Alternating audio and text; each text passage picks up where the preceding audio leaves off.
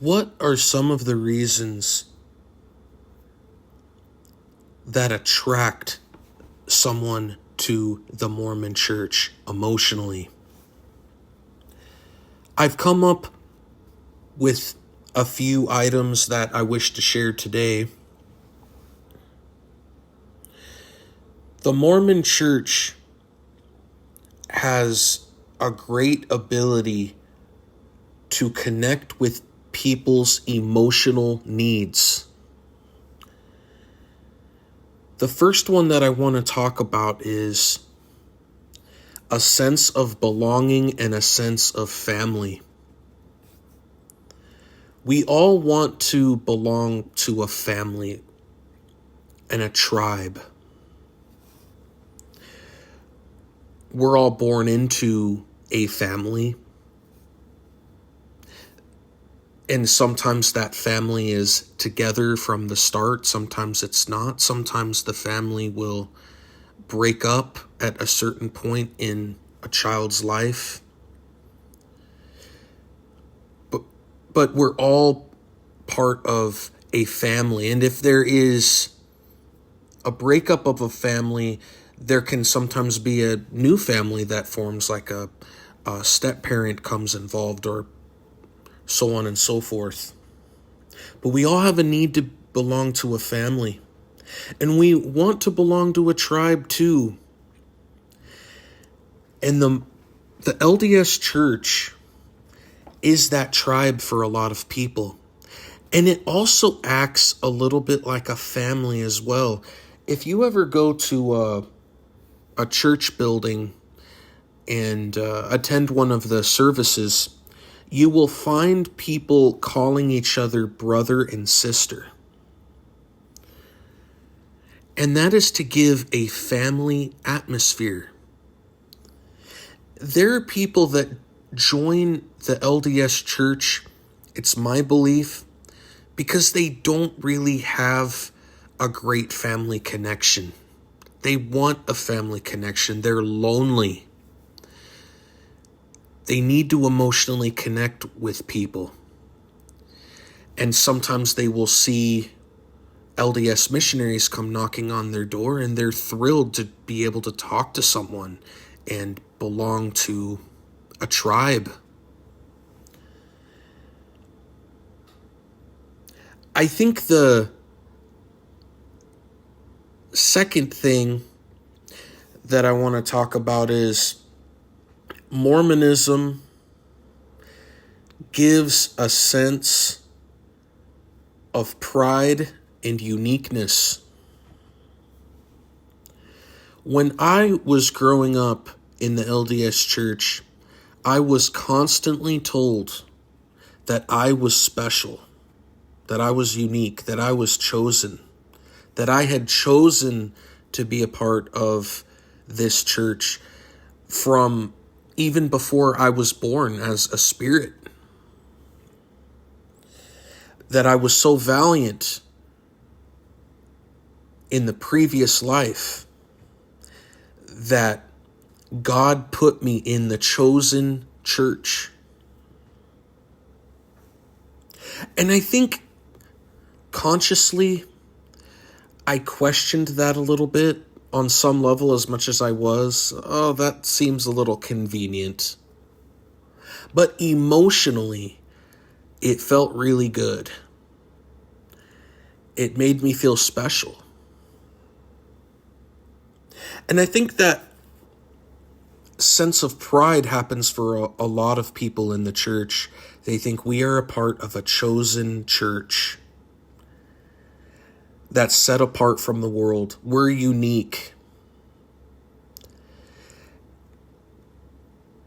And feeling special and feeling like you're among the best is a really special experience. Now, it has some downsides, because you later realize in life that you're not special and better than everybody else. But for the time being, it does feel pretty good.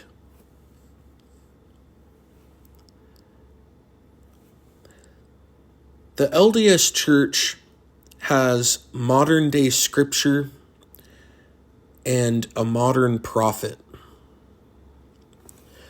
So,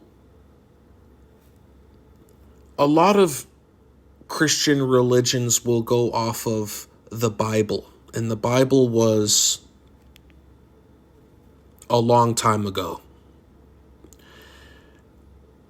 Mormonism, they have scriptures that were about events that happened a long time ago, or supposedly happened a long time ago, but it was brought to our awareness as people in terms of scripture from the Lord less than 200 years ago, so it's relatively modern. And there's a sense of security in that God has chosen this people to continue his revelations, to continue his guidance. He works among a prophet. Mormons believe that God is a he, by the way. So he works among his church today.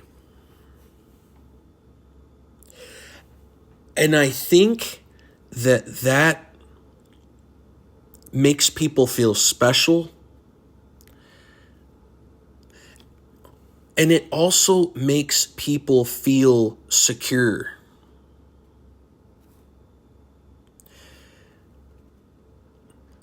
Security and structure are also a big part of the reason why Mormonism attracts people emotionally. If there are structures in place, and there are structures in place that define certain areas of how someone is to act, then that person will not have to worry about how they should act in certain situations. Everything is laid out for them. And I think there is mixed feelings about that, but it provides some comfort and security that someone doesn't really have to make that choice themselves. The prophet will do it. The leaders will do it.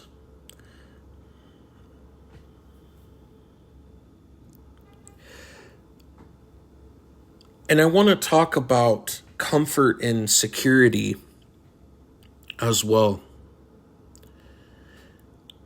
One of the issues that really sends people through tremendous amounts of anxiety is the concept of death.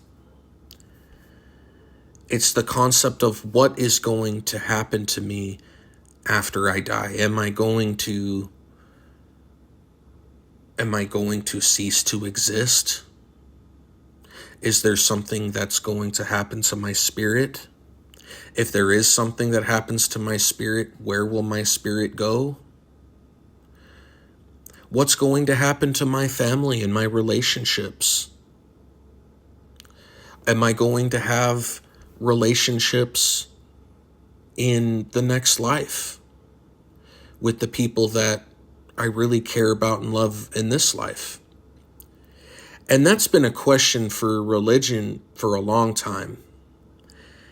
And the LDS Church has an answer for that. Now, I don't believe that this answer is, let's just say, in my belief, it's a check that is given where there's no proof of it being able to be cashed. But they will hand out these checks to people saying, it's a conditional check. If you do what we tell you to do, then here is a check for you to deposit in the next life. Not a literal check, but a ticket or a check or something where you can cash in. You will not only exist, because Mormons believe that we exist in the afterlife, no matter what. But if you live according to the way that we want you to, you will see your family again, and you will live in paradise. So it's conditional. It's a conditional check. It's a conditional ticket. The person makes a deal with the church that they're going to do what the church wants them to do in exchange for not having to feel anxiety about the next life.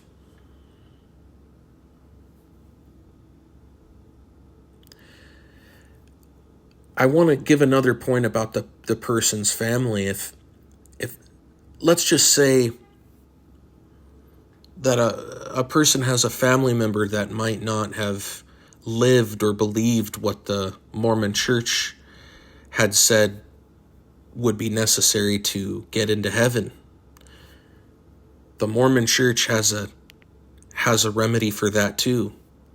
They say that person will have an opportunity to be baptized into the church by proxy in the next life.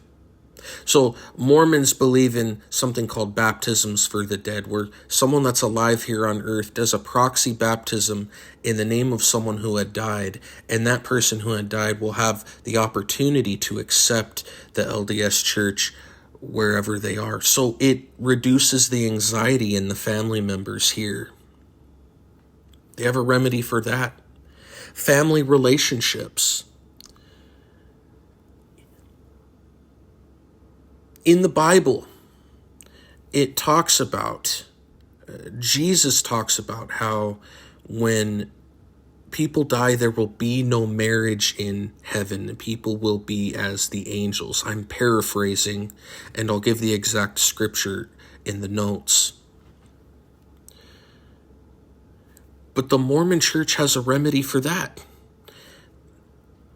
They will say that was given to a certain set of people at a certain time. That's not the general rule. You can be married for time and all eternity, but you have to do it in the way that we say you should, which is in the temple.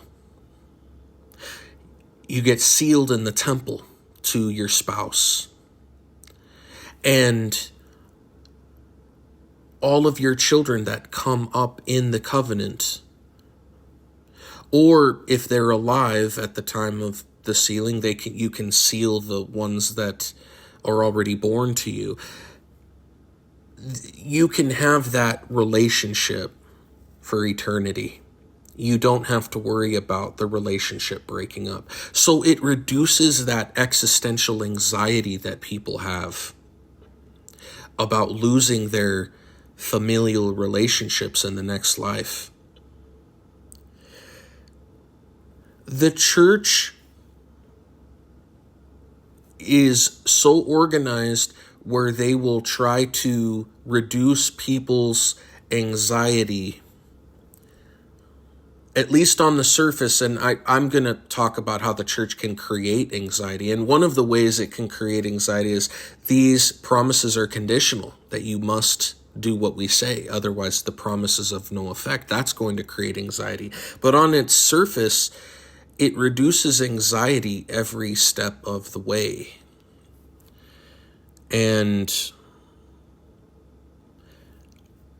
that's alluring for people, I think. They don't want to feel anxiety. They want some type of insurance that their life has meaning, that they're on the right track, that things are going to be good for them after they die. And that security keeps people in. And it's at a very, very deep emotional level that this is happening. I hope this audio was helpful.